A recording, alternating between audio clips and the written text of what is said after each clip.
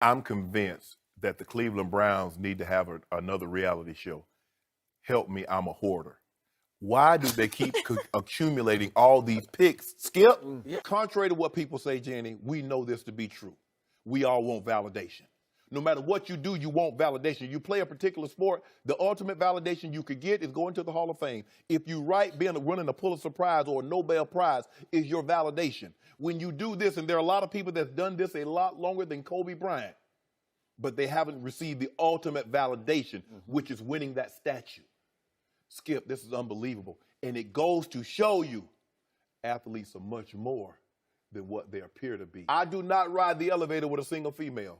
Even when females come to my room, I leave the trash can in the door so the door's cracked because I don't want any misconceptions. I don't even want the mention of impropriety with Shannon Sharpe. Smart. Because I know what that does. I've been through that. You've been through when it. someone has said something happened when I know it didn't. Yep. And the look on my kid's face. I got it. And my grandmother at the time, she was in the nursing home, and my sister, was able to shield her from that.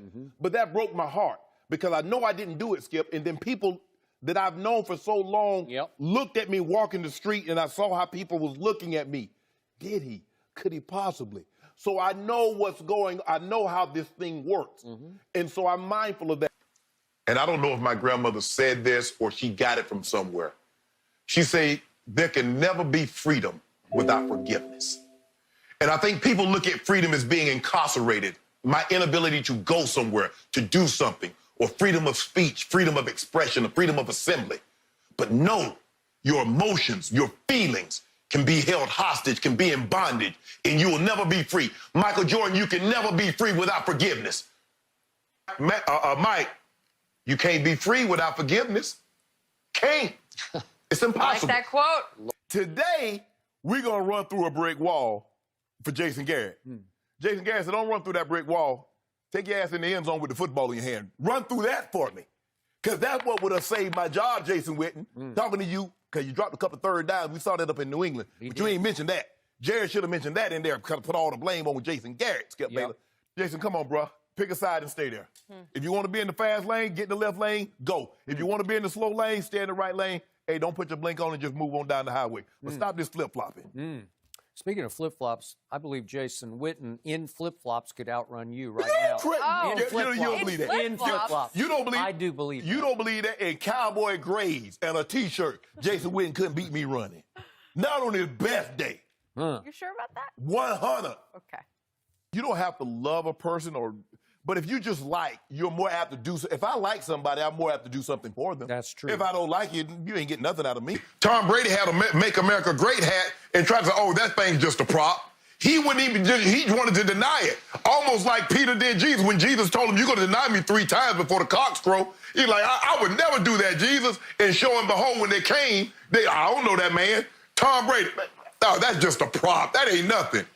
It's always the right time to say and do the right thing. It's like, Skip, you don't know how well a car works if someone never cranks it up and drive it. It might look good just sitting in the driveway, but for all we know, it doesn't even have a motor. My sources, and I take them to the bank. Really? They're very reliable. Yes, sir. If they tell me grass will turn to cheese, I'm going to quit everything I'm doing and start hustling crackers. What kind of source? Yeah! I told you, franchise tags makes enemies. I'd have whipped Mike's ass. Mike would have had to whip me or I'm going to whip him. Because for you to tell someone not to feed me because you don't think I had a good game, Skip Bayless, we going to fight every day until I beat Mike. Because this is not about a basketball game. And sometimes, Skip, you got to be willing to take an ass cutting to prove a point. Now, Mike might whip me, but I'm going to make it so difficult he never want to fight me again. The one thing I would not tolerate is disrespect. Skip, you don't have to respect me, but I'll be damned if I let you disrespect me. And you gonna whip my ass or I'm gonna whip yours, but I'm gonna get it. Skip, people do that when they neglect animals. The animal does something, he potties in the house, you don't feed him. Or he does something, you don't feed him. And you think you can have that kind of pull because you Michael Jordan. You the best player in the NBA. You selling shoes, you can do that? I would have, from the front of the plane to the back of the plane, I said, today, I'm going to put a stop to this. Either you gonna beat me or I'm gonna beat you. But this gonna stop today, Skip Bayless. This is unacceptable. I don't care if he's scoring 50 points a game. I don't care if he the greatest 15 times over. Skip Bayless, I will not stand for disrespect, especially by somebody that we're supposed to be in this thing together with. Absolutely not. This is just me. I don't think Shannon Sharpe could have beaten Michael Jordan in a fight, though I think it would have been a hellacious good fight. That's just me. But in the end, guess what I would have ate? I would have ate his plate. I'd have took his plate. I'd like, you ain't got to serve me. I'm going to take his food. Let me tell you how I do things, Skip Bayless. I was growing up and I was always, I wasn't the biggest person, but I didn't bother anybody and I didn't want anybody to bother me. But one thing I wouldn't tolerate, the one thing that I still hate to this day, I hate mofos that prey on the weak. You think because you bigger, you better, you're more well-known, you can say, do whatever you want to somebody. I don't get down like that. I never have, I never would. Skip, I remember my sophomore year in college. Skip, you know what they call rush fraternities, guys are trying to cross over. They would send the guys come down to our dorm to ask for money. Skip, money was tight back then. But you using them guys so they can go, you can go get McDonald's and get donuts and all that stuff. I got two of my teammates. It was me, Mike Wallace, and Steve Gerdo. I said, bro, put your shoes on, come go with me. I don't need you to say anything. And I went down there. I said, I tell you what, if y'all send them down there one more time and they knock on my door or anybody on the second floor door, y'all gonna have to whip me or I'm gonna whip y'all. And I'm gonna tell you one thing, Mayor Porter didn't send me down here to take no ass cuttings. I said, don't send them down to the dorm again. From that point on, not only from 88 and 89 did not anybody come on that second floor. Don't play with me, Skip. Because like I said, you gonna have to beat me or I'm gonna have to beat you. It's as simple as that. But Skip, if you remember the movie A Few Good Men, Loudon and Downey thought they were doing a good job, but they were picking on Santiago. That's what they did. And they ended up, you know the story, they ended up, no, Skip. You can be the leader. You can be the leader without disrespecting me. Because, hey, I'm going to tell you one time, bro, I don't get down like that. That's it. Now, when a man tell you to leave it out alone, he don't get down like that, take him at his word. No matter how big or small you think, Skip, everything will fight you if pushed to the brink. I'm just saying, no matter how weak you think someone is, you push them far enough, they'll go. I'm one of those guys, you don't have to push me that far because I'm going to tell you, bruh, leave that alone. I'm done with it. I'm done with it, Skip. I'm not going to keep, okay. Yeah, they got me up out of it. Yeah, they would have, Skip. But see, guess what? Yeah. I'm going to leave the way I came because I came to Chicago as a man. I'm leaving as a man. You're not finna emasculate me. You're not finna strip me of my dignity. Skip, if Darren Stewart had to hit Tom Brady or Aaron Rodgers like he hit Cam Newton, he's blackballed for 2 years. He can't play for 2 years. If he hit Tom Brady in his head or Aaron Rodgers like that, he got to get out the game. Football at its purest form, in the very beginning, is about imposing your will. What I'm trying to do, because think about this, I'm trying to move a man against his will. Yes, sir.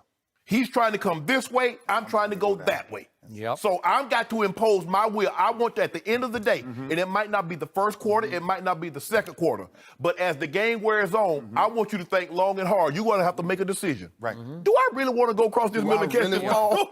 Do I really want to stand in this box? Do I really want to stand in the pocket and take this lick to the chop? That tackle on that side, that Mike Rimmers, for a while, it looked like he did a pretty good job with Vaughn until it really mattered. And then...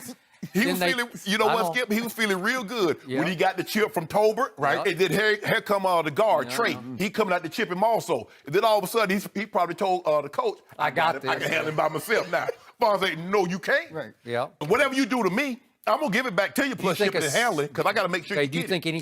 And Michael was a guy, and he's like most bullies. Skip, if I go to school every day and I allow someone to take my lunch or allow someone to take my money that I brought to purchase lunch with, if I allow that to happen and allow it to happen and go unchecked, it will continue to happen. So Steve Kerr just finally had enough, and he stood up for himself. Now, I don't believe they got into another confrontation, but that was what he had to take. Sometimes you have to take an ass cutting in order to gain someone respect.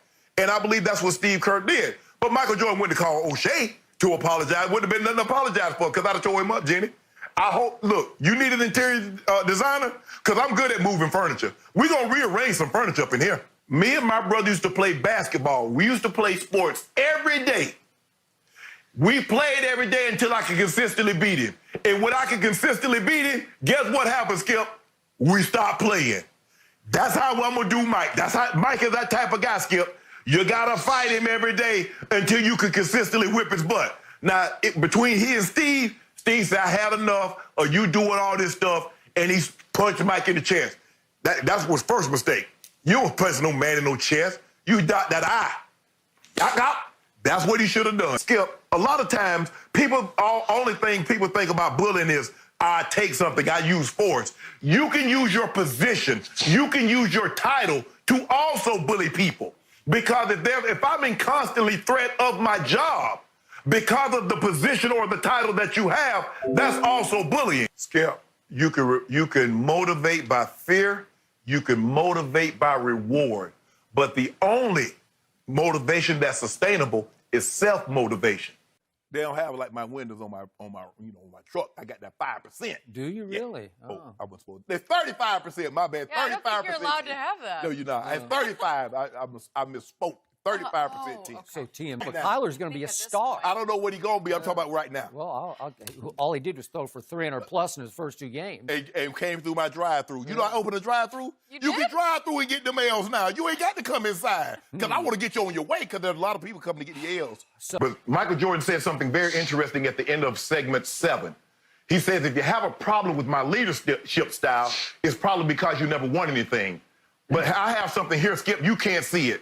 It's about 22 inches tall, and it weighs about 7 pounds. And they normally hand these out to the winning team at the end of the season. Only the last team standing. Now, I have 3 of those. I also have something else. You can't see that, but the people at home, they can see it. So, in other words, I feel like I'm very qualified to chime in on this because I have won something. The way I operate, Skip, I call it like I see it. Fair is fair, wrong is wrong. When I was at Savannah State, Skip, I was the captain for 3 years. And anytime there was something that went on with the team, Coach Davis, who's the head coach, Brick McNeil, the offensive coordinator, and Joe Crosby, they didn't go to the coach's office. Guess where they came to discuss it? They came to Shannon Sharpe's room. You know why? Because everybody knew they was going to get a fair chance. Everybody knew I was going to call it right down the middle. I'm the best player, but I'm going to treat you the same, whether you're the second or third best player or you're the 28th, 29th best player. Fair is fair, right is right, wrong is wrong. And that's the way I was, Skip. Now I'll make it to the ultimate. I get to the dance. And now you're going to tell me how I need to dance and what songs I need to dance to. Nah, bruh. I'm going to do my part. You do your part. But when you start disrespecting me, Skip, like I said, I love Michael. The fighting is not about because I dislike him. Fighting is because to gain my respect. If you think you can call me out of my name, that's not going to happen. I won't let you say anything to me Mary Porter didn't say to me. And she never called me those names. So Michael and I would have had a problem.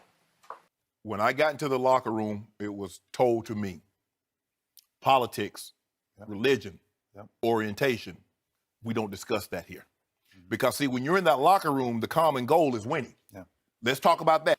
There's a difference between friends and teammates. Mm-hmm. Ray and I were friends. Ray come to my house, I go to Ray's house, we go hang out. There are some guys, you know, like that cartoon where they would punch the clock, they would beat each other up, the dog would beat the coyote up, and then they truck, see you tomorrow, Sam. Okay, Hal. That's how it was. We were teammates. My grandfather used to always say, he'd say, boy, you always vote for the candidate that best suits your needs or have your views. You're a first-round pick. You got a contract worth over $10 million. And now all of a sudden you want to turn into a jack boy? You going to try to hit a lick on somebody? What are you thinking? Skip, it's a simple, Skip, and they show up with no mask.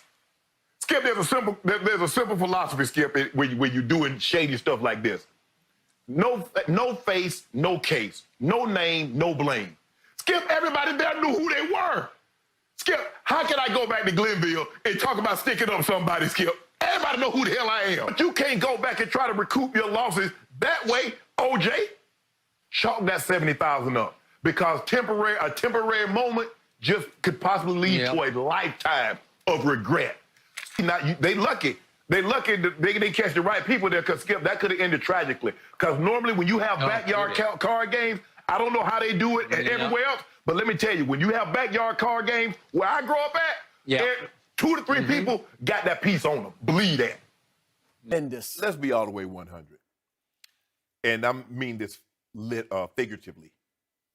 KD and Russ, they were girls. They were dating. They were boyfriend and girlfriend. And KD left Russ for Steph. So what does that mean? I got animosity for you, Steph, because you stole my guy. That's my guy. That's right. We were supposed to take this thing to the finish line, and now he left me for you. And in his mind, he looked better than you. Yeah! Because he's smarter than you and all that. He